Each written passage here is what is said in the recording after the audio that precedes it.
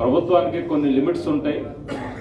వాటితో పాటు ground level వరకు కూడా ఎవరైతే ఇవాళ మనం చేస్తున్నటువంటి లయన్స్ క్లబ్ ద్వారా చేస్తున్నటువంటి సర్వీసెస్ ఏదైతే ఉందో అవి గ్రౌండ్ లెవెల్ వరకు కూడా తీసుకెళ్లాలంటే ఏ ప్రభుత్వానికైనా కొన్ని ఇబ్బందులతో కూడుకున్న పరిస్థితి ఉంటుంది.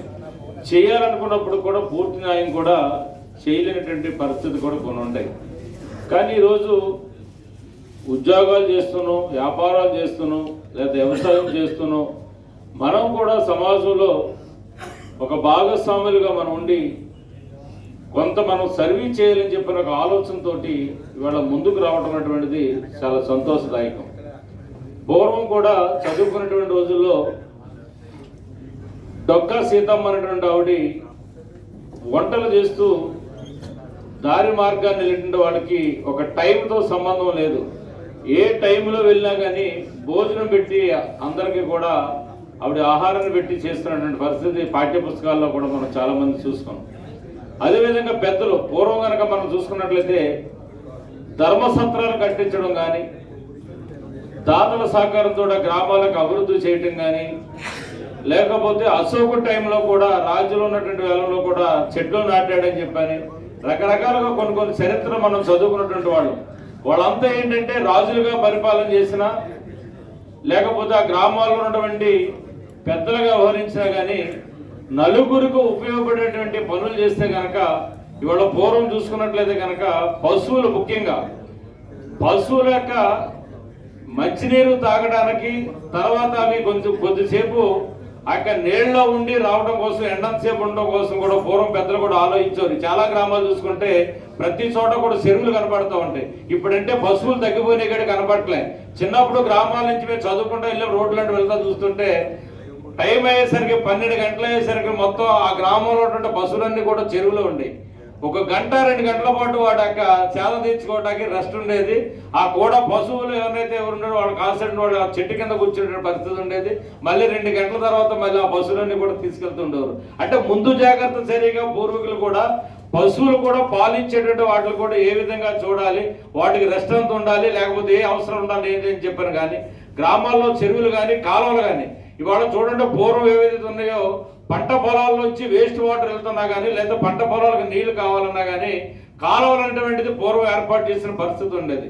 అదేవిధంగా రోడ్లు కూడా ఏ గ్రామంలో సరే రోడ్లు ఏర్పాటు చేయాలంటే కనుక ఆ గ్రామానికి సంబంధించిన వాస్తు కూడా చూసి ఎన్ని అడుగులు రోడ్లు ఉండాలి, ట్రైన్కి కానీ, లేకపోతే మనుషులు నడిచేదా కానీ, ట్రాక్టర్లు వెళ్ళటం కానీ, ఇంకా ఇతర వాహనాలు వెళ్ళటం కానీ చెప్పిన ఒక ముందు చూపు ఆలోచనలతో కూడా చేసే పరిస్థితి పూర్వం నుంచి ఉంది. ఎక్కడా కూడా చూడలేదు. మాది ఒరిజినల్గా చెప్పండి జవహర్పల్లి మండలం గాంధీనగరం. ఆ గాంధీనగరం గ్రామంలో చూస్తే నేను ఆశ్చర్యపోతాను. అప్పుడు పిన్నెన బ్రహ్మణ గారు అంటే ఆయన అప్పట్లోనే, ఇప్పుడు మనం వేస్తున్నాం, అప్పట్లోనే 40 అడుగుల రోడ్లు కంటే ఎక్కువనే రోడ్లు. నేను పుట్టక ముందు ఏర్పడినటువంటి ఊరు అది. అప్పట్లోనే 40 అడుగుల రోడ్లు చూసిన పరిస్థితి ఉంది. ఇప్పుడు లేటెస్ట్ గా మనం చూస్తాం, ఇప్పుడు వేస్తున్నారు ఆ రోడ్లని. అంటే అంత పూర్వం అంత పెద్దలు అంత ముందు చూపు ఆలోచనలతోటి ఏ పని చేసినా సరే గ్రామానికి కానీ, గ్రామ అభివృద్ధి కానీ ఏ విధంగా ముందుకు వెళ్ళాలని చెప్పిన ఆలోచన చేస్తున్న పరిస్థితి ఉండేది. అందులో భాగంగానే వాళ్ళ గ్రామంలో రవికుమార్ పెద్దవాళ్ళు వాళ్ళ గతంలో ఏం చేసినా, వృత్తిరీత్యా ఏం చేసినా కానీ మన వంతు సహకారం. ఎందుకంటే అన్ని జన్మల కంటే కూడా ఉత్తమమైనటువంటిది మానవ జన్మ.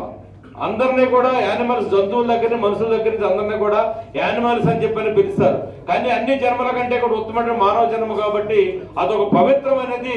ఆ యొక్క మానవులుగా పడటం కూడా మనకు ఒక అదృష్టంగా కూడా అందరూ కూడా భావించాలి. కాబట్టి ప్రతి ఒక్కరు కూడా రొటీన్గా ఉండేది ఏంటంటే పిల్లలు పుడతారు, చదువుకుంటారు, ఉద్యోగాలు చేస్తారు, మళ్ళా పెళ్లిళ్ళు చేసుకుంటారు, పిల్లలు అంటారు, ముసలోడు అయిపోయి సరిపోతారు. ఇది రొటీన్గా ప్రతి కుటుంబంలోనూ వారి స్థాయిని బట్టి జరుగుతూనే ఉంటుంది. కానీ మానవులుగా పుట్టిన తర్వాత మన యొక్క పుట్టుకతో పాటు ఈ గ్రామంలో మనం పుట్టి పెరిగినాం కాబట్టి పెద్దలు చెప్తారు, పుట్టినటువంటి గ్రామాన్ని కన్నా తల్లిదండ్రుల్ని ఎప్పుడు కూడా మర్చిపోకూడదని చెప్పని కూడా చెప్తూ ఉంటారు. మనం ఎక్కడ పని చేసినా ఉద్యోగ రీత్యా కావచ్చు, వ్యాపార రీత్యా కావచ్చు, ఇతర రీత్యా కావచ్చు, ఏ ప్రాంతంలో ఉన్నప్పటికీ కూడా చూడండి, గతంలో సాంప్రదాయాల కంటే ఇప్పుడు ఎక్కువ బాగా పెరిగాయి. ఎక్కడున్నా సరే సంక్రాంతికి దేశ విదేశాల్లో ఉన్న వాళ్ళందరూ కూడా ఇవాళ గ్రామీణ ప్రాంతాలకు ఖచ్చితంగా వచ్చేసి కుటుంబం అంతా కూడా కలుసుకుని కుటుంబ సభ్యులందరూ కలిసేటువంటి సాంప్రదాయం వచ్చేటువంటి పరిస్థితి ఉంది.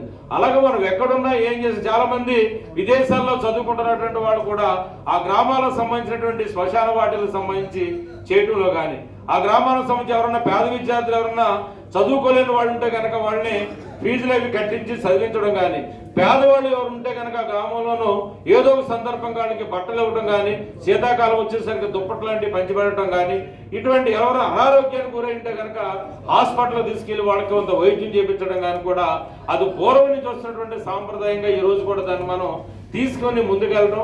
ఈ లయన్స్ క్లబ్ ద్వారా కూడా అటువంటి సేవా దృక్పథంతో ఇవాళ గతంలో ఎక్కడ కూడా ప్రేజర్స్ ఉండే పరిస్థితి ఉండేది కాదు. ఇవాళ ఎక్కడైనా ఎవరైనా చనిపోతే ఇప్పుడే నాకు తెలిసింది, ఎక్కడ వాడపల్లిలో ఒక ఆయన చనిపోయారని చెప్పింది తెలిసి, వాళ్ళ అబ్బాయి కెనడాలో ఉంటారు. ఆయన రావాలంటే 2 రోజులు పడుతుందని చెప్పారంటే ఆ బాడీని తీసుకెళ్ళి ఇప్పుడు రాజమండ్రిలోకి తీసుకెళ్లి పెట్టడం కోసం, మార్చిలో తీసుకెళ్ళడం కోసం చేస్తా ఉన్నారు. ఒక రోజు అయితే కనుక మన దగ్గర ఉన్న వేజర్ తీసుకొచ్చి పెట్టి వాళ్ళు ఇక్కడ పెట్టి ఉంచడం కానీ చేస్తున్న పరిస్థితి ఉంది. ఇట్లాగ ఒక సర్వీస్ మోటివ్తో కనుక మనం వెళ్ళినట్లయితే మనల నుంచి వెనకాల మనం వస్తున్నటువంటి మన వారసులు కూడా మన గ్రామాభివృద్ధి కానీ, మన గ్రామంలో ఉన్నటువంటి వాళ్ళకి ఏదన్నా అవసరాలు ఉంటే కనుక పోయి తీసుకెళ్ళడం అనేది ఉండదు. ఎంత సంపాదించుకుంటాం, ఏదో పెద్దలు చెప్తారు పుట్టినవాడు గిట్టక తప్పదు, తీసుకెళ్లేటప్పుడు ఎంత ఆస్తున్నా ఏదున్నా కానీ కనీసం ఒంటి మీద బట్టలు కూడా ఉంచిన పరిస్థితి ఆ రోజు చనిపోయిన రోజు మనం తీసుకెళ్ళిన తర్వాత శ్మశానం తీసుకెళ్ళాక చేస్తున్న పరిస్థితి కూడా మనం చూస్తూ ఉంటాం.